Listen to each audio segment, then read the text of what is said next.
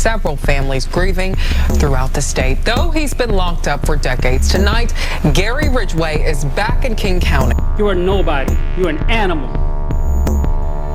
May God have mercy on your pathetic soul, because the rest of us who know the truth about you won't. May 30th, 2003. 6:45 a.m. Washington State Penitentiary, Walla Walla. The light outside was still dim as guards made their early rounds inside Washington State Penitentiary. At exactly 6:45 a.m., Gary Leon Ridgway, known across the nation as the Green River Killer, opened his eyes. He blinked slowly, staring at the ceiling of his plain prison cell. There were no windows, no sound, just concrete walls, cold air, and the weight of what was coming. This was not just another morning. It was the final full day before one of the most notorious serial killers in American history would receive his official sentence for the murders of 48 women. Welcome to The Final Crime, the channel where we walk you through the last hours of the world's most dangerous criminals. Today we're following the chilling final 24 hours before sentencing for Gary Ridgway, a man who managed to hide his monstrous crimes for 2 decades while living what appeared to be a normal life. Back in the 1980s, the Green River in Washington state became the site of a terrifying mystery. Young women, most of them vulnerable or living on the margins of society, began disappearing. Their remains were later found near the river, in woods, and even in remote ditches. The bodies were often left in clusters. Police didn't know who was doing it, only that the killer was methodical, quiet, and frighteningly good at hiding his tracks. No one suspected Gary Ridgway. He was a quiet man who worked at a truck factory. He was married. He paid his bills. He even attended church. But beneath that calm surface was something terrifying. Ridgway had a dark routine. He would pick up women, take them to isolated areas, and kill them, often by strangulation. Then he would return to the scenes, sometimes days later, to commit even more disturbing acts. By the time he was caught in 2001, Ridgway had been living a double life for over 20 years. May 30th, 2003. 8:30 a.m. Back in his prison cell, Ridgway sat at a small metal table. A guard placed a tray in front of him. Breakfast, scrambled eggs, toast, black coffee. He ate slowly, silently. There were no books, no radio, no visitors. He wasn't allowed outside. His world was just a few feet wide, and he had no one left to talk to. His ex-wife had divorced him after the arrest. His son, who had once idolized him, had stayed away. No letters came, no one called. Just the day before, Ridgway had gone over legal documents confirming the final steps of his plea deal. In exchange for admitting to the murders and helping find missing victims, prosecutors agreed not to seek the death penalty. It was controversial, but many families wanted answers more than revenge. May 30th, 2003. 11:15 a.m. A group of investigators arrived at the prison. Ridgway was placed in a van and driven to several wooded areas outside of Seattle, places he once used to hide victims. He sat quietly during the drive, hands shackled, eyes scanning the road ahead. He knew exactly where he was going. When they reached the first spot, Ridgway stepped out and pointed toward a cluster of trees. But nothing was found. They went to another area, this time closer to the Green River itself.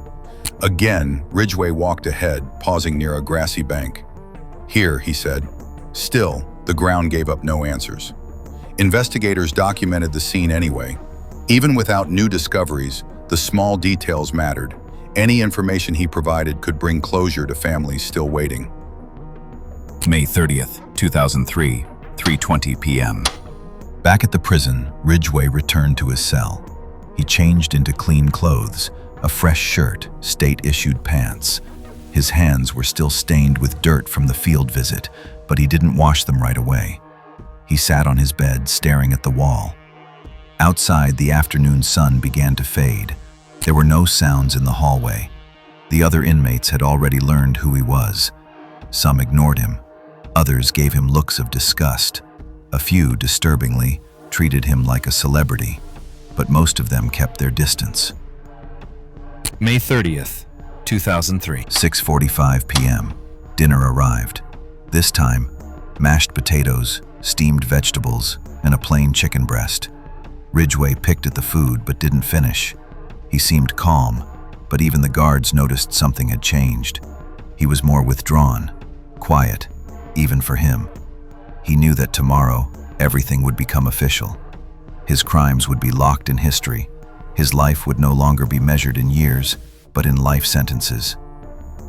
May 30th, 2003. 9:10 p.m.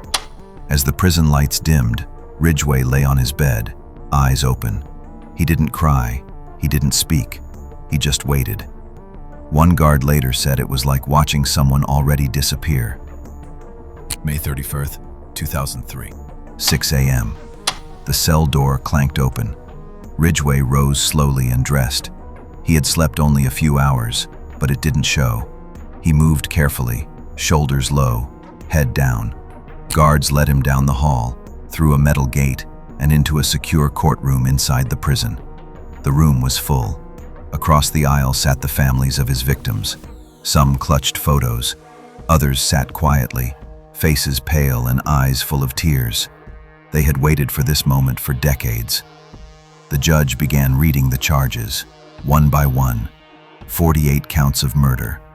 The words echoed through the room like hammer blows. When asked if he had anything to say, Ridgway spoke slowly and without emotion. "I'm sorry for killing all those women. I didn't know their names. I didn't remember most of their faces." He paused, then added, "They didn't deserve what I did to them." It was the first time some families had heard him say anything. Some cried. Others shook their heads.